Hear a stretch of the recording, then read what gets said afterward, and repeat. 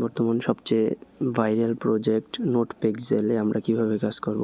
আপনি যদি আমাদের টেলিগ্রামে আসেন তাহলে দেখতে পারবেন এখানে নোটপিক্সেলের লিংক দেয়া আছে। এই লিংকে ক্লিক করে সবাই নোটপিক্সেলে জয়েন হয়ে যাবেন। এখানে ক্লিক করলে সরাসরি নোটপিক্সেলে নিয়ে যাবে।